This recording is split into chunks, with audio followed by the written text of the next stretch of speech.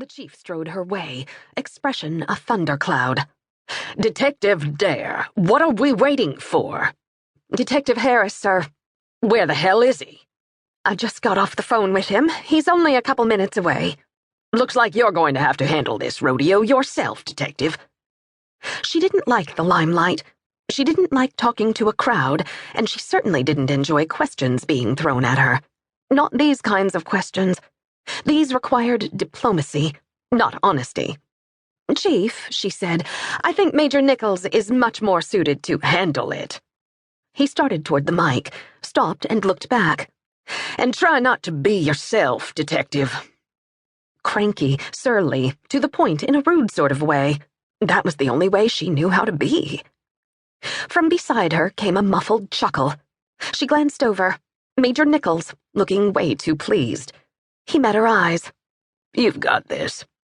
And then he was gone, and she was joining Chief Howard at the podium. He introduced her, then stepped aside so she could take the mic. She realized she was scowling and tried to look at least pleasant. It felt completely unnatural. "Thank you, Chief Howard," she said, then turned to the audience.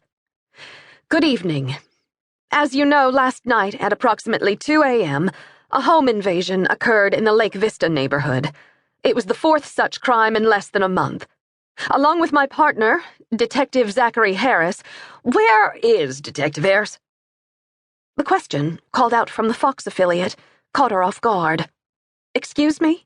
"Detective Harris," the reporter repeated. "Where is he?" "Following some leads. As I was saying, leads pertaining to this case?" shouted another reporter. "Yes, but I can't discuss. You must have a working theory you could share." "Again, it's premature to discuss any theory at this point.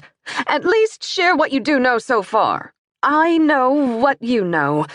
This gang appears to be— So these crimes are the work of a gang?"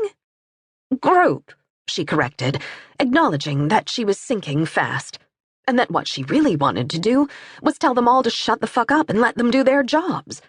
She imagined doing just that, but suspected that wasn't quite what Chief Howard meant when he'd told her to handle it.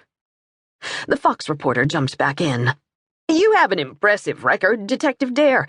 Even so, since partnering with Detective Harris, you've tripled your case close rate. To what do you owe your success?" Sweat beaded her upper lip. Her pits were a mess. She wished she'd worn white instead of blue. She cleared her throat. "We make a good team." "No, we don't." Every head in the room swiveled toward the doorway. Zach, striding up to the dais. "We make a great team." He bounded onto the stage. "Good evening. I'm Zach Harris, and obviously I'm late." He smiled. Mr. Charming, affable and confident, handsome, irritating as hell. "My friends call me Hollywood. Consider yourselves my friends."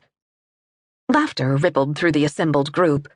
It was all Micki could do not to roll her eyes. How could she be 100% grateful for his arrival and 100% annoyed as well? Micki watched him woo the assembled group of sharks and snake oil salesmen. "What's your take on your success, Detective Harris? The ultimate good cop, bad cop scenario." He leaned forward. "I think we know who the good cop is." Laughter again. Spell cast, hook set, reeling them in. "You," he said, indicating a gorgeous redhead from the ABC affiliate. Her expression lit up so brightly, you'd have thought she just won the freaking Powerball. "Casey Daniels, WGNO. What can you tell us about the crimes so far?" Micki listened as he expertly recounted everything that had already been made public. The crimes had been committed by a group of young adults and teens. 2 of the perpetrators had been armed. The families had been terrorized, their property vandalized. "What's their motivation?" she asked. "We can't share everything just yet, darling, but rest assured we're already following up on leads and we'll quickly put an end to these disturbing crimes.